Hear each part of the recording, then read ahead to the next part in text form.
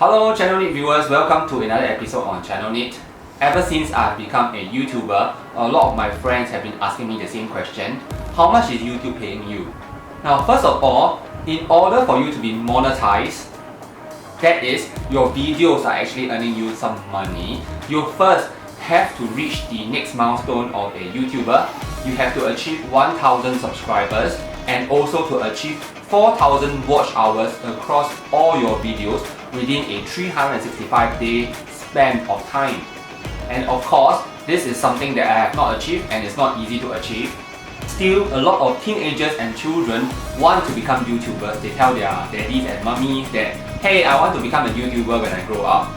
So this is called the grass is greener syndrome. So they actually believe that being a YouTuber is easy because they only see the fame and the glamour behind the business. They do not see how much hard work they actually have to put in order to make the channel a success. So if you have started a YouTube channel like myself, you probably would be wanting more views, more subscribers. You might also be checking out some videos by successful YouTubers on how to increase viewership, how to increase subscribership in your channel.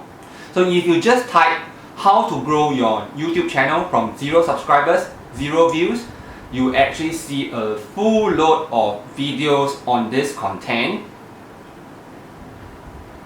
So close. Here you I see know how Danlock. frustrating it could be when you have 0 views and 0 subscribers. Your YouTube channel, And you this are getting is started. Katrine I just kind of shot a Manning. casual video where I just sit down and talk with you, and I really want to share my journey from 0 to 1000 YouTube subscribers. So if you guys are ready to get into this video, I'm gonna fill up my water bottle, sit down, and we can get started. So I would say that most of these expert videos, they give very good advice. However, there is always a however. Sometimes the advice becomes too similar, too generic. I've watched one such YouTube video. The YouTube video is actually in Mandarin. So the YouTuber was actually explaining how week after week you should see some progression. So she mentioned that, okay, for example, in week 1 you only have 20 views. So in week 2 you should see 30 views, and in week 3 you should see 40 views. However, I am not too sure for this kind of advice what she's actually talking about. Is she talking about one video linearly increasing? If that is what she's talking about, I do not see some of my videos having that kind of magnitude. Most of the older videos that I have, they just become stagnant and the growth is not there at all. There's not even an increase of 1 within 1 week. Or is she talking about the first video that you release in week 1 is getting 20, then the next video that you are releasing will get 30, and the third video you are releasing you should be able to get 40. That is also not the case. On some weeks, a video that I actually released do not get as many views as my previous videos. So I think many of the new YouTubers may also have this kind of challenge. You become lost, you become insecure, you do not know whether your viewers have abandoned you, you do not know whether YouTube is actually recommending your content at all, so you start to feel a little bit, oh no. So I understand this feeling quite well. So what I'm doing over here is to do a YouTube series to share my journey as a YouTuber. I will disclose some of my personal statistics so that as a budding YouTuber yourself, you can actually make a comparison between your channel and my channel. I believe the information that I'm going to share will be very beneficial for many YouTubers. And what I am doing has a psychological backing. It's called safety by numbers or safety in numbers. Check out my other video that I released on this same day. So if you are thinking that I'm actually releasing a series on how to be a successful YouTuber on YouTube, that's not what I'm doing. I'm actually doing a how I run my YouTube channel series. So as a beginner YouTuber and as an ENTJ, I actually prefer to use some methods that are not proven. I like to experiment. So I would like to share my journey as a YouTuber over here, so that other YouTubers and other viewers who are curious can actually see if the methods that I'm actually using on real time is effective and whether they actually achieve any level of success. So in a way, this is like a reality program. So my channel may succeed or my channel may not make it at all. So anyway, all this will be documented and it may be learning points for many other YouTubers and many other viewers, right?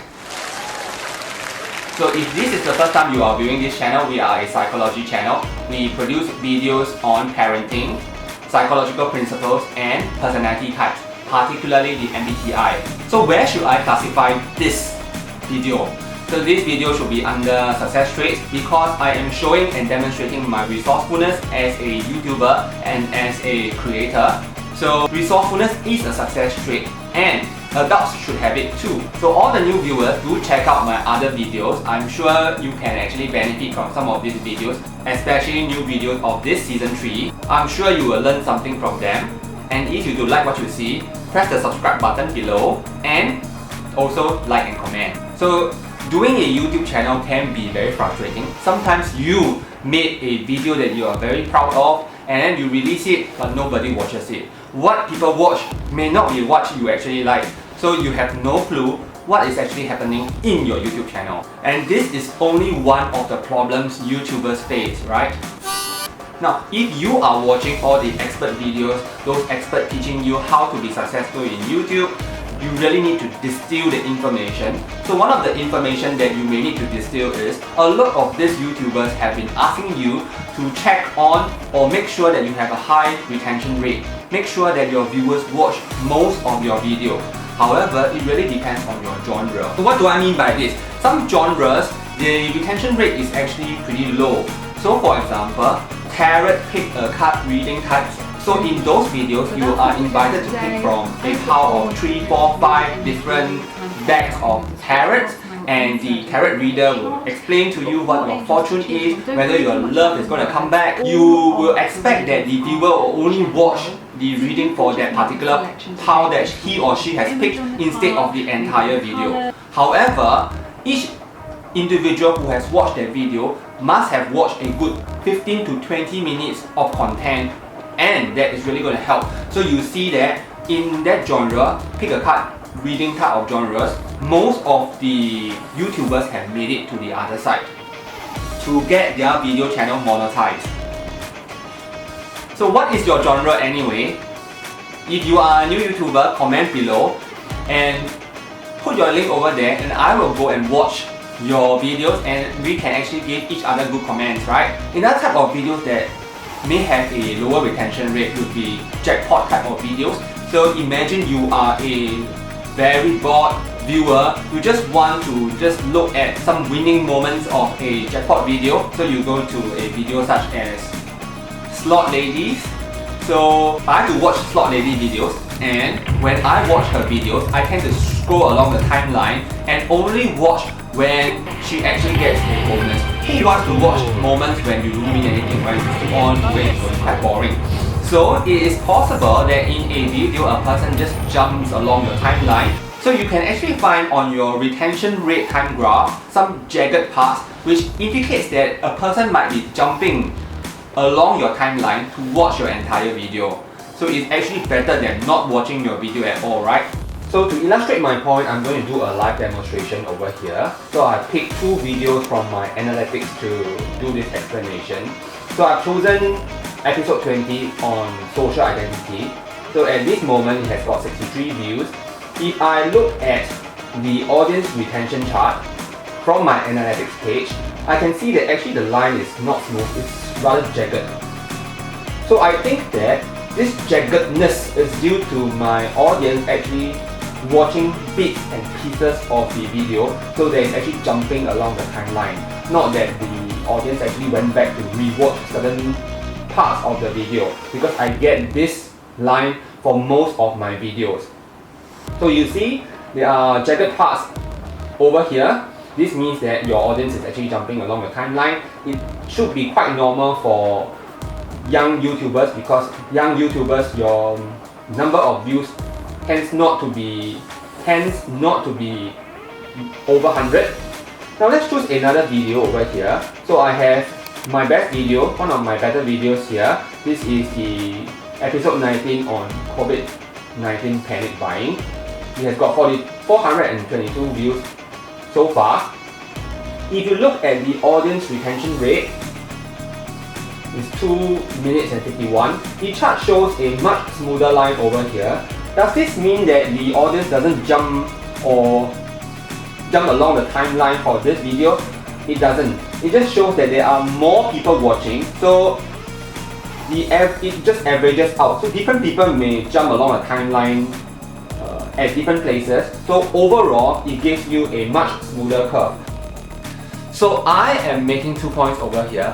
First, the experts have been giving us advice on trying to improve on your retention rate, but first of all, you have to consider your own genre because not all genres are built equal. Next, because you are a new YouTuber, your retention curve tends to be jagged, so you should not go and look at your YouTube and analyze point by point what you have actually done wrong, because the jumping that the viewers actually give to your timeline is random. So only when you achieve about 200 to 300 views, when you have a smoother curve, then go and look at where you might have gone wrong by looking at the different points on your curve. So I hope this advice makes sense to you. We hope we had added value to you in this episode. So new YouTubers, do comment below, share your link and I will visit them, okay? It's a promise. Because I'm actually moving into a lot of new genres, so I will be releasing videos more often than usual. So what this means is that I will still keep to my routine of releasing every 2 days, but I may be releasing 1 or 2 episodes at a time. So in this way, we can satisfy at our channel our individual viewers who are only interested in subgenres. And if you have not subscribed and you like what we are doing in Season 3, do press that subscribe button to support us. And I will see you in our next episode. Goodbye!